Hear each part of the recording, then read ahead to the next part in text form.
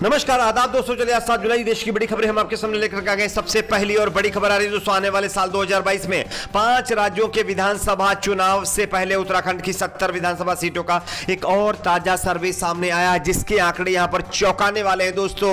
BJP को यहां पर बड़ा झटका लग सकता है। इसकी ताजा अपडेट हम आगे आपको बताएंगे, आंकड़े बताएंगे इस ओपिनियन पोल के। लेकिन उससे पहले एक और बड़ी खबर के बारे में हम आपको बताएंगे। यह खबर दोस्तों आ रही है महाराष्ट्र से, जहां पर शिवसेना ने एक बार फिर से बीजेपी को नसीहत देते हुए बड़ा ऐलान कर दिया है। क्या कुछ कहा है, इस पर भी जानकारी देंगे। वहीं अगली बड़ी खबर में हम आपको बताएंगे दोस्तों, मोहन भागवत और करणी सेना के अंदर अब टकराव शुरू हो गया है। मोहन भागवत के मुसलमानों को लेकर के दिए गए बयान पर अब करणी सेना के नेता मोहन भागवत के खिलाफ हल्ला बोल चुके हैं। किस तरह से, इस पर भी आगे हम आपको अपडेट देंगे। वहीं अगली बड़ी खबर आ रही कर्नाटक से। कर्नाटक के उप मुख्यमंत्री के बेटे की गुंडागर्दी यहां पर सामने आई है।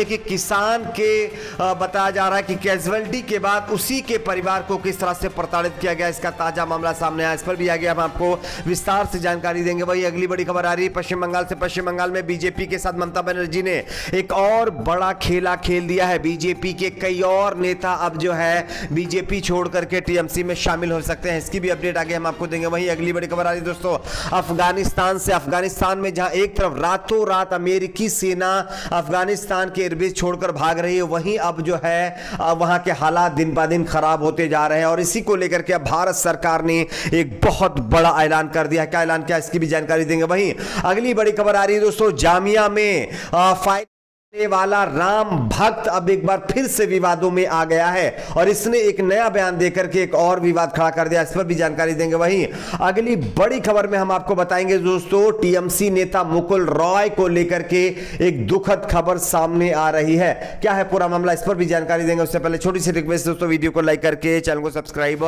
जरूर कर लीजिए। बात करते हैं पहली और बड़ी खबर की दोस्तों। जैसा कि आप सभी जानते होंगे, साल 2022 में कई ऐसे राज्य जहां पर विधानसभा के चुनाव होने हैं, जिसमें जो है उत्तराखंड भी शामिल है। उत्तराखंड में जहां एक तरफ लगातार मुख्यमंत्रियों का बदलने का काम हो रहा है, वहीं बीजेपी का एक और इंटरनल सर्वे सामने आया है और इस सर्वे के आंकड़े बता रहे हैं कि बीजेपी का सुपड़ा इस बार जो है पश्चिम बंगाल के बाद उत्तराखंड में भी साफ हो सकता है। उत्तराखंड की 70 सीटों की बात करें तो बीजेपी को 17 सीटें भी मिलना मुश्किल दिखाई दे रहा है, जबकि यहां पर कांग्रेस पार्टी 50 से ज्यादा सीटें जीत सकती है और बची हुई सीटें अन्य पार्टी इसके खाते में जा सकती हैं। तो यह बड़ा उलटफेर उत्तराखंड की 70 सीटों पर आपको देखने को मिल सकता है। बात करते हैं अगली बड़ी खबर की। अगली बड़ी खबर आ रही है दोस्तों, उद्धव ठाकरे और बीजेपी के बीच बढ़ रही नजदीकियों के बाद अब शिवसेना ने एक बार फिर से बीजेपी को नसीहत देते हुए बीजेपी को बैकफुट पर ढकेल दिया है। आप इस खबर को देख सकते हैं दोस्तों। महाराष्ट्र के मुख्यमंत्री उद्धव ठाकरे ने मंगलवार को उन अफवाहों को खारिज कर दिया जहां पर यह बताया जा रहा था कि शिवसेना और भारतीय जनता पार्टी फिर से एक बार साथ आकर के सरकार बना सकते हैं। इसके साथ ही उन्होंने हाल ही में संपन्न विधानमंडल के मानसून सत्र के दौरान बीजेपी के व्यवहार की भी आलोचना की। पिछले कुछ दिनों से राजनीतिक हलकों में यह कयास लगाए जा रहे थे कि उद्धव ठाकरे नीति शिवसेना और बीजेपी के बीच मेल मिलाप की संभावना है, जिनकी राहें 2019 के विधानसभा चुनाव के बाद जुदा हो गई थी और शिवसेना और बीजेपी मिलकर के यहां पर एनसीपी के साथ छोड़ करके शिवसेना बीजेपी के साथ सरकार बना सकती है, ऐसे दावे किए जा रहे थे। लेकिन इस दावों को खारिज करते हुए शिवसेना और जो है के नेता और मुख्यमंत्री जो कि महाराष्ट्र के हैं उद्धव ठाकरे ने बड़ा बयान दिया। उद्धव ठाकरे ने कह दिया है कि ऐसा कुछ भी नहीं है, जो बीजेपी सपने देख रही है उसके सपने ये कभी भी पूरे नहीं हो पाएंगे। बात करते हैं अगली बड़ी खबर की। अगली बड़ी खबर आ रही है दोस्तों, आरएसएस के प्रमुख मोहन भागवत के खिलाफ करणी सेना ने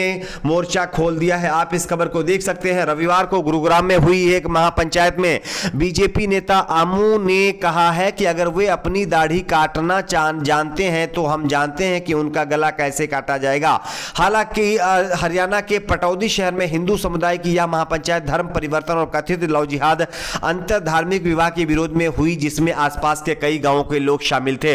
लेकिन जहां एक तरफ आरएसएस के प्रमुख मोहन भागवत ने यह कहा कि कोई भी अगर हिंदू ये कहता है कि इस देश से मुसलमानों को भगा दिया जाना चाहिए या उनको खत्म कर देना चाहिए तो वो हिंदू नहीं रहेगा। उसके विपरीत अब जो है करणी सेना के नेता लगातार अनाप शनाप बयान देते जा रहे हैं। इसमें बताया जा रहा है कि करणी सेना के नेता ने कहा है कि महापंचायत में मौजूद लोगों से अपील करते हुए कहा कि वो इन लोगों के खिलाफ एक प्रस्ताव पास करें, यानी कि मुसलमानों के खिलाफ एक प्रस्ताव पास करें ताकि उन्हें देश से बाहर फेंक दिया जाए और सभी समस्याएं अपने आप समाप्त हो जाएं। तो यह बयान देकर के एक बार फिर से कहीं ना कहीं मोहन भागवत का अपमान करनी सेना के जो नेता हैं जिनका नाम अमू बताया जा रहा है उन्होंने कर दी है, जिससे करनी सेना और आरएसएस आमने सामने आ गए हैं। बात करते हैं अगली बड़ी खबर की। अगली बड़ी खबर आ रही कर्नाटक से। कर्नाटक के उप मुख्यमंत्री के बेटे चिदानंद की कार से एक्सीडेंट में किसान की जहां एक तरफ कैजुअल्टी हो गई है,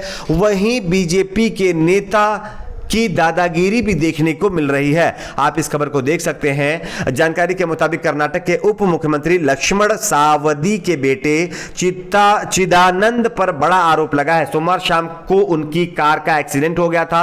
अब उन पर आरोप लगा है कि उन्होंने दुर्घटना के शिकार व्यक्ति के परिवार को धमकी दी है। पीड़ित के रिश्तेदारों ने यह भी आरोप लगाया कि चिदानंद सावदी प्रभाव का इस्तेमाल करके मामले को दबाने की कोशिश कर रहे हैं। उत्तरी में बागलकोट के पास कुडाल संगमा क्रॉस के पास राष्ट्रीय राजमार्ग 50 पर एक तेज रफ्तार लग्जरी कार से किसान कोडलेप्पा बोली यानी 58 साल जिसकी उम्र थी वो इस दुनिया में नहीं रहे हैं। किसान की कैजुअल्टी होने के बाद उल्टा जो है नेताजी के बेटे उन्हीं के साथ गुंडागर्दी कर रहे थे, उनको धमका करके डरा करके इस केस को दबाने की कोशिश कर रहे थे। वैसे कर्नाटक के अंदर बीजेपी की सरकार है और बीजेपी की सरकार में अच्छे दिन कुछ इसी तरह से हैं, एंजॉय करते रहिए। बात करते हैं अगली बड़ी खबर की। अगली बड़ी खबर आ रही है दोस्तों पश्चिम बंगाल के अंदर ममता बनर्जी ने बीजेपी के साथ एक और बड़ा खेला खेल दिया। आप इस खबर को देख सकते हैं। पश्चिम बंगाल में विधानसभा चुनाव में मिली हार के बाद बीजेपी को एक और बड़ा झटका लगा है।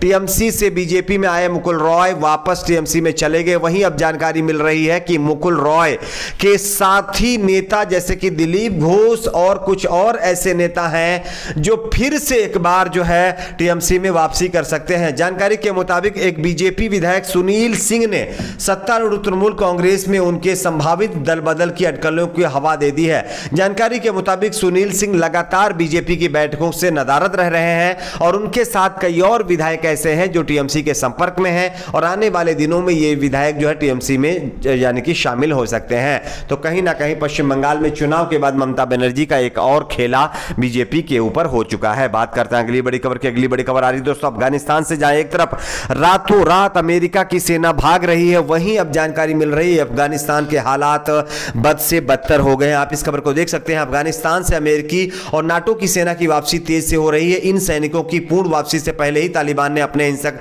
गतिविधियां बढ़ा दी है। जानकारी के मुताबिक जो है अफगानिस्तान के बाद हालात अब बहुत ज्यादा खराब हो गए हैं। टोलो न्यूज के मुताबिक 60 जिलों पर तालिबान ने अभी तक अपना कब्जा जमा लिया और जानकारी मिल रही है कि 400 जिलों वाला अफगानिस्तान बहुत जल्द पूरा का पूरा तालिबान के कब्जे में जा सकता है। और इसी को लेकर के भारत सरकार ने अफगानिस्तान को लेकर के बड़ा फैसला लिया। रिपोर्ट के मुताबिक 1000 से ज्यादा अफगान सैनिक भागकर पाकिस्तान जा चुके हैं। वहीं रिपोर्ट के मुताबिक तालिबान से भारी संख्या में लोगों का पलायन शुरू हो गया है और ऐसे में भारत सरकार लगातार बेहद करीब से स्थिति पर नजर रख रही है और रिपोर्ट है कि भारत सरकार अफगानिस्तान से भारतीय लोगों को बाहर निकालने की तैयारी शुरू कर चुकी है। बात करते हैं अगली बड़ी खबर की। अगली बड़ी खबर आ रही दोस्तों जामिया में, जहां एक चलाने वाला राम भक्त को अब लगातार कुछ पॉलिटिकल पार्टी के नेता जो है ऊपर चढ़ाने की कोशिश कर रहे हैं।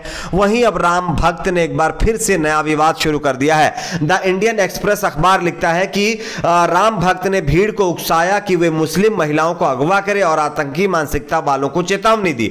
युवक से जुड़ा एक कथित वीडियो सोशल मीडिया पर काफी वायरल हो रहा है जिसमें वो महापंचायत के दौरान बोल रहा है। आप खबर भी देख सकते हैं। बीते साल दिल्ली के विश्वविद्यालय जामिया मिलिया इस्लामिया के करीब सीए के खिलाफ प्रदर्शन कर रहे लोगों पर यानी गोली चलाने वाले एक युवक ने रविवार को हरियाणा के गुड़गांव में हुई महापंचायत में भाग लिया था और इसका नाम जो है राम भक्त जो अपने आप को बता रहा था वही था ये शख्स जो लगातार मुसलमानों को लेकर के फिर एक बार जो है जहर उगल रहा है। उसके बावजूद भी इन लोगों के ऊपर किसी तरह की कोई कार्रवाई नहीं हो रही है। बात करते हैं अगली बड़ी खबर की। अगली बड़ी खबर आ रही है दोस्तों टीएमसी नेता मुकुल रॉय को लेकर के दुखद खबर। आप इस खबर को देख सकते हैं। मुकुल रॉय की पत्नी अब इस दुनिया में नहीं रही दोस्तों। चेन्नई के अस्पताल में उन्होंने अंतिम सांस ली है। तो ये कहीं ना कहीं टीएमसी नेता मुकुल रॉय के लिए बड़ा झटका है। आपकी अपनी क्या राय नीचे कमेंट बॉक्स में जरूर बताइए। वीडियो को लाइक शेयर चैनल को सब्सक्राइब जरूर करें।